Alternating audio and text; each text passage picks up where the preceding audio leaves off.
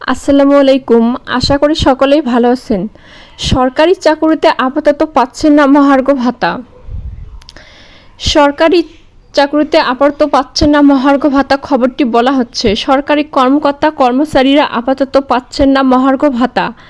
জানুয়ারি থেকেই এ ভাতা কার্যকরের যে প্রাথমিক সিদ্ধান্ত নেওয়া হয়েছিল, অর্থনীতির বর্তমান টালমাটাল পরিস্থিতিতে সেখান থেকে সরে এসেছে অন্তর্বর্তী সরকার। মহার্ঘ ভাতা বাস্তবায়ন হলে হ্রাস টানা যেত না মূল্যস্ফীতি, সমাজে দেখা দিত বৈষম্য, এমন শঙ্কায় সব মহল থেকে সরকারের এ উদ্যোগ নিয়ে সমালোচনার ঝড় ওঠে।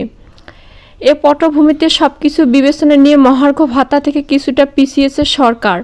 তবে অর্থনৈতিক স্থিতিশীলতা ফিরে এলে নতুন অর্থ বছরের বাজেটে বিষয়টি বিবেচনা করা হতে পারে। অর্থ মন্ত্রণালয়ের সূত্রে এসব তথ্য জানা গেছে।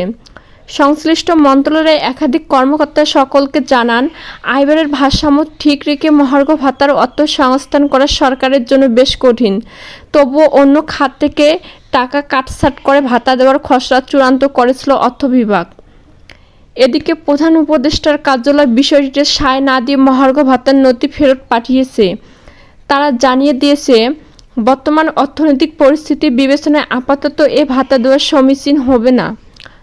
পরে পরিস্থিতি স্বাভাবিক হলে বিষয়টি ফের বিবেচনা করা যেতে পারে। এদিকে ভোটের কুলশিবরা কোথায়, এটি যুগান্তরের শিরোনাম। এই খবরে বলা হচ্ছে, নোস ভোটের কারণে দেশ বিদেশে ব্যাপক আলোচিত হয়েছিল একাদশ জাতীয় সংসদ নির্বাচন।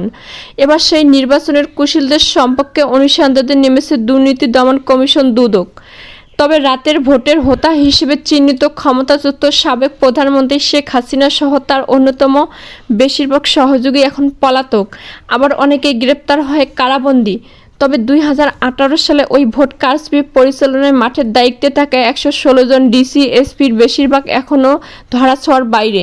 চাকরিতে আছেন বহাল। দুদকের 5 সদস্যের একটি টিম এদের সম্পর্কে অনুসন্ধান চালাচ্ছে, সংগ্রহ করাচ্ছে তাদের আয়কর নথি। অনেকে বিপুল অবৈধ সম্পদও পাওয়া গেছে। তবে নৈশ ভোট সম্পন্ন করতে মাঠ পর্যায়ে গুরুত্বপূর্ণ দায়িত্ব পালন করা থানার অফিসার ইনচার্জরা ওসি আছেন ধরাছোঁয়ার বাইরে। সে সময় থানার ওসি হিসেবে দায়িত্ব পালন করা ব্যক্তিদেরও অনুসন্ধানের আওতায় আনা দরকার বলে জানিয়েছেন সংশ্লিষ্টরা। বিভিন্ন সূত্র থেকে এসব তথ্য পাওয়া গেছে। দুদক সূত্র জানায়, একাদশ জাতীয় সংসদ নির্বাচনে বিভিন্ন অনিয়মের ঘটনা ঘটে।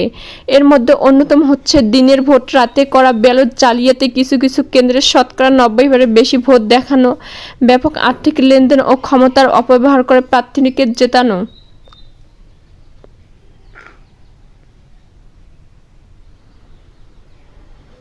বিবিসি বাংলায় খবর পেতে গুগল নিউজ চ্যানেল অনুসরণ করুন। ফখরুলের বক্তব্যের কড়া জবাব নাহিদের। মানবজমিনের শিরোনাম। খবরে বলা হচ্ছে, বিএনপি মহাসচিব মির্জা ফখরুল ইসলাম আলমগীরের বক্তব্যের কড়া জবাব দিলেন অন্তর্বর্তী সরকারের উপদেষ্টা নাহিদ ইসলাম। বিএনপি মহাসচিব মির্জা ফখরুল ইসলামের নিরপেক্ষ সরকারের দাবি মূলত আরেকটা 1 থেকে 11 সরকার গঠনের ইঙ্গিত বহন করে বলে মন্তব্য করেছেন তথ্য ও সম্প্রসারণ মন্ত্রণালয়ের উপদেষ্টা নাহিদ।